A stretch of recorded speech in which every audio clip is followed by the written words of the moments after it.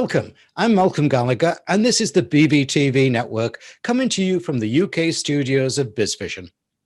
Astute companies are not just looking at how they can manage the challenges of the COVID pandemic and other things such as Brexit. They're also looking at who they are, knowing that in this altered world, it is increasingly not what you do that counts, but who you are. A conscious approach, we feel here at BizVision, is key to success in this new business world. But the conscious agenda is wide and deep. So where to start is what I wanted to ask my guest today. He's the founder of The Conscious Professional. So let's start the BV-TV Neil Seligman Show by saying, welcome, Neil. Thanks, Malcolm. It's great to see you again and to be with you on the show. And delighted to chat with you. Neil, this BV-TV web show is in our usual 3 parts. In part 3, by the way, viewers, Neil will tell us the way to go about executing a conscious strategy in your business. In part 2, he'll give you guidance on how to create that strategy. And importantly, in part 1, he'll tell you what you should be doing well before that strategy. But before we go into part 1, let's ask Neil what the Conscious Professional is and what it does. Over to you, Neil. Thanks, Malcolm. So yeah, the Conscious Professional is a mindfulness, resilience and well-being consultancy based in London. So we specialize in professional resilience programs, which are tailored to the needs of our clients, as well as conscious leadership trainings and conscious professional skills, and one-to-one coaching partnerships. And we've been doing that here in London and internationally since 2012. Wow, that's a long time. Just to remind viewers, behind the screen, and the screen behind me there is the URL to Neil, which you will need to take down to follow through from this show. And I'll just read that out for our listeners, and it is theconsciousprofessional.com, theconsciousprofessional.com. Thanks, Neil. Now for part 1, where we are in the business world in the understanding of the conscious movement. What's the situation at the moment? What's the journey many have taken so far? And what's the risk and opportunities of having a conscious approach? Back to you. Thanks, Malcolm. It's important, I think, maybe just to start by thinking about, what really is this conscious movement, and what are we talking about? What does it describe? And I think very simply, we're really talking about the intention of business and the actions of the business. As you may know from our previous discussions, I quite often talk about businesses almost as if they're a living organism, an entity. And one of the roles that I see of my work and our consultancy is helping to bring that organization into health.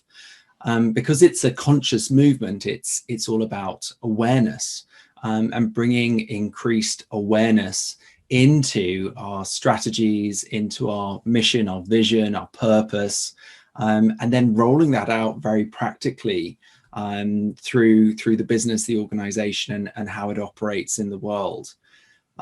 So the conscious movement has really been developing for many years. It's not really a new thing, because every organism, every business has a level of consciousness. When we're talking about an increased need for conscious business or an increased interest in conscious business, we're just saying that there's a desire to keep maturing and to keep evolving on that journey. And so some of the things that we will have seen and people may be aware of along the way are things like the triple bottom line. Yeah.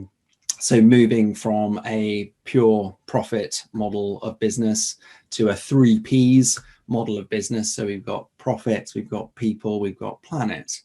And some of the language that has been bubbling up around those ideas across the years, people will also be familiar with. So, we talk about sustainability of businesses. We talk about environmental friendliness of businesses, and we talk about social responsibility and corporate social responsibility. And so these are things that have been bubbling up over time. That's sort of the first wave of this. but it's developing on from there. And if we look at maybe some of the markers of this movement, it was in 2006 that Fred Kaufman wrote the book Conscious Business. And that was sort of, this is a new way of thinking about things. It's a hugely practical book for any professionals who are interested in how to solve problems consciously and how to communicate with integrity. That book is a real standout. So that was back in 2006. Along came Conscious Capitalism in 2014. And if you were walking around your local Whole Foods or Fresh and Wild, as it used to be called in the UK, around that time, you probably would have seen that book at the checkouts. And it was a huge success. So that one by John Mackey, the CEO of Whole Foods, and Raj Sisodia jointly writing that one. And that really laid out probably the best overarching plan, not just for business. It was named Conscious Capitalism. So it was really taking this view of bringing the heroic elements of business back to the corporate world, which they felt had got a bit of a bad rep over the years. The sort of corporate greed, the way in which it seemed that businesses where they were very much single focused around profit, we're actually losing some of the humanity of what we hold dear as a global society, and starting to cause big problems. And when we look at business models that are very successful from a profit point of view, it's quite difficult to change direction and to start bringing in ideas that initially might be thought of as reducing profits. If you're going to just focus on profits, the sort of idea is, oh, well, then you'll get the biggest profit. It took a bit of re-education. And I think the Conscious Capitalism book does it quite well to outline how actually conscious businesses that take on these new models actually outperform their competitors over time because of the way that they're really looking after the long-term health and integrity of the business. So tell me then, Neil, you're very much into it, and we've chatted a few times, and I can see how passionate you are about it all. What personal satisfaction do you get out of being the champion for conscious? So for me, it's really been a sort of life journey thing, really. I was, as you may know, I was a barrister practicing in London with, I had a mindfulness practice since I was a teenager. I was interested in yoga. I became a Reiki master, which is a type of healer, when I was a teenager. And so I had this sort of interest, and I was somewhat in the business world. The barrister is a slightly odd UK historic profession, but I think I can just about say I was in the corporate world. And whilst there was a lot about that I really enjoyed, it took me a little while to find a role in a business where I felt truly aligned in terms of what felt kind of unique in my body and being, and the kind of messages that I wanted to share. And the Conscious Professional has really allowed me to do that over the years. So I think that's why I'm quite I'm pretty passionate about these things, because I think the process of solving our problems consciously and learning how to create consciously as a global society really unlocks the key to our future. We don't have to look very far to see how professional consciousness is pretty burdened at the present moment. Not just in the sort of the mental health challenges that go along with the long-term career, anxiety, stress, depression, burnout, but also, that sort of driving idea of sort of being the best, that sort of macho, taking yourself and outperforming everyone else, and that sort of competition. And these models that have been quite macho, that we're starting to learn how to soften and actually bring some improvement to those models. And amongst all of that, you've got the challenges at the current time of navigating global pandemic. We've got the environmental challenges of the day. We've got political upheavals. You know, all of this kind of sits within this kind of realm of professional consciousness. And the conscious movement actually has some pretty idealized values and aims. So the demands are quite high, but the thing to remember is that it's a journey that we're all on. We already have a level of consciousness. All we're saying is, here's a direction of travel.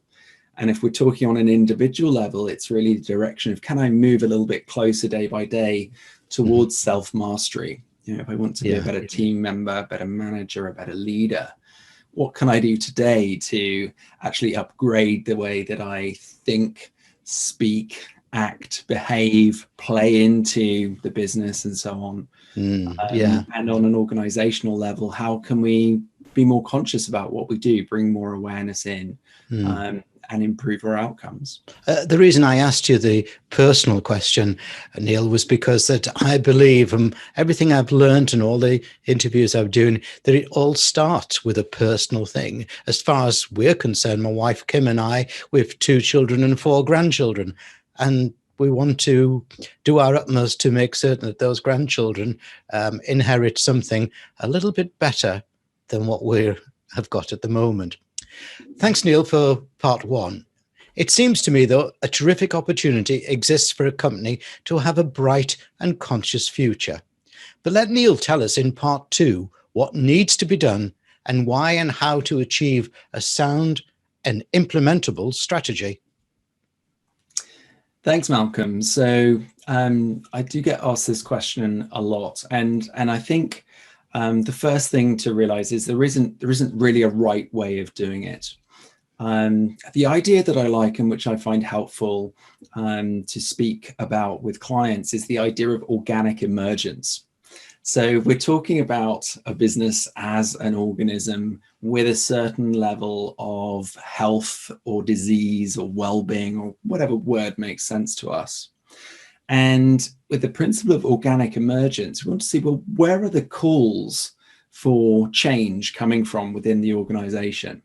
We might say, well, this would be great if it came from the board, from the C-suite, if it came top down in a sort of beautifully crystallized form of, you know, this is what we're going to do, everyone, and let's reshape everything. But realistically, we might find some champions high up in a business.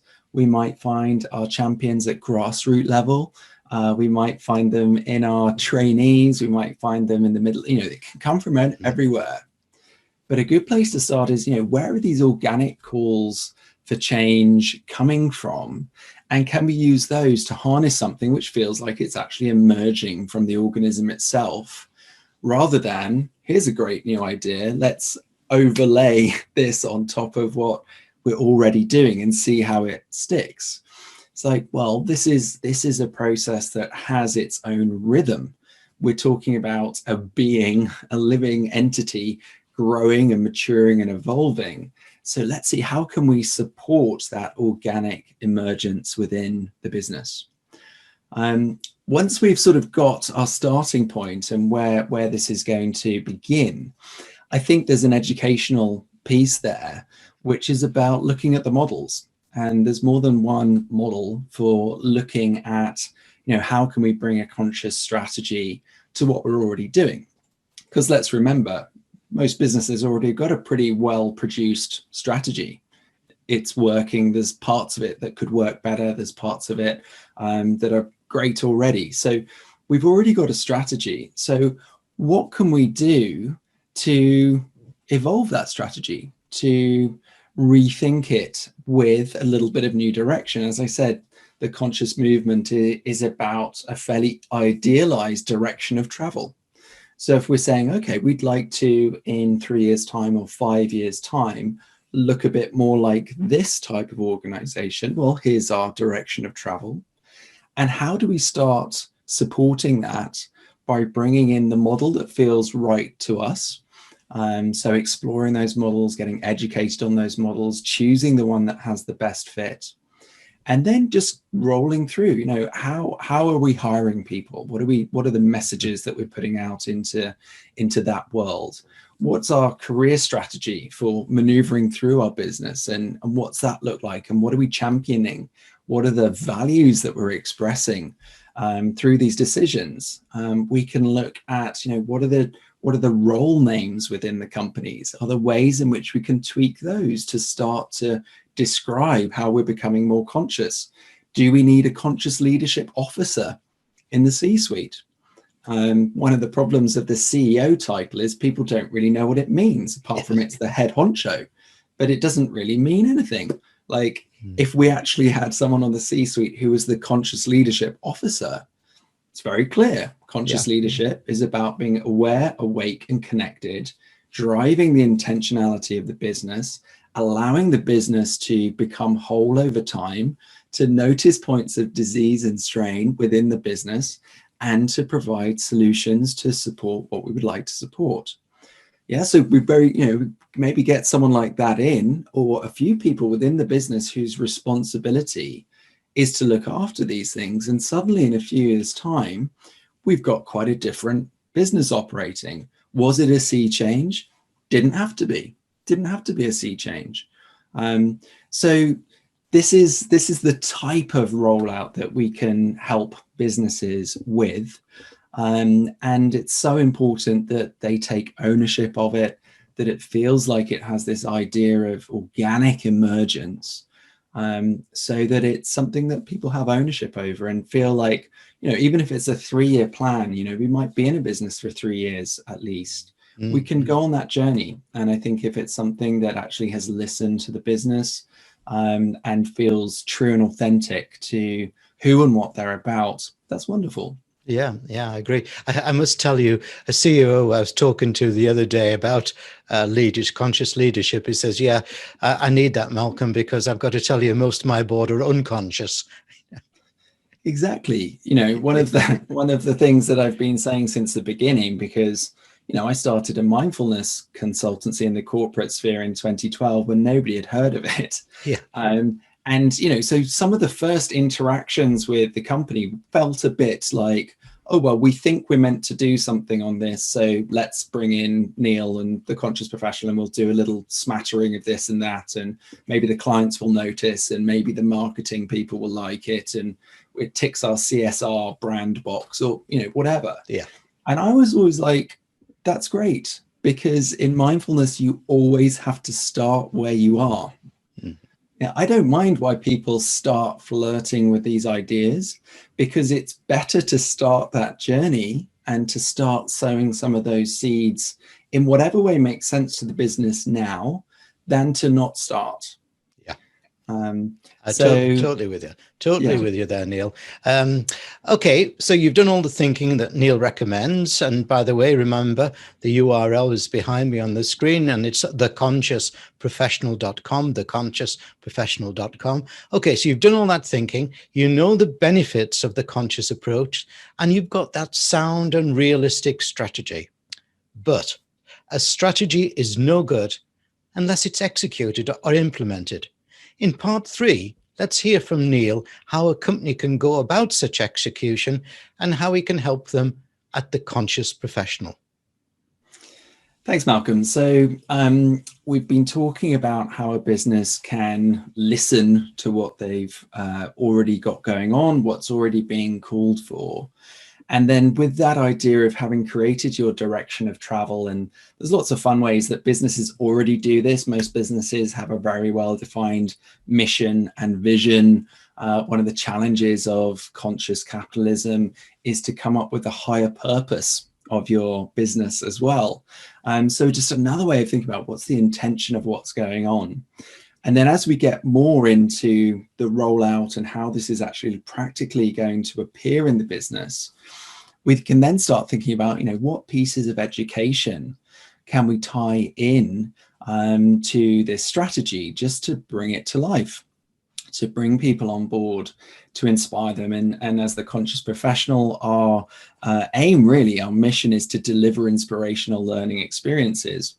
And one of the ways we like to do that is by bringing the principles and philosophies of mindfulness and tying them in with upgrading professional skills.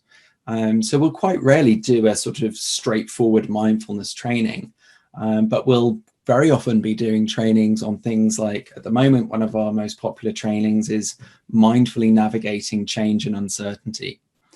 So what's going on at the current time, what's needed, how can we support people in a mindful way? And then in all of our trainings, we're always bringing people into practice.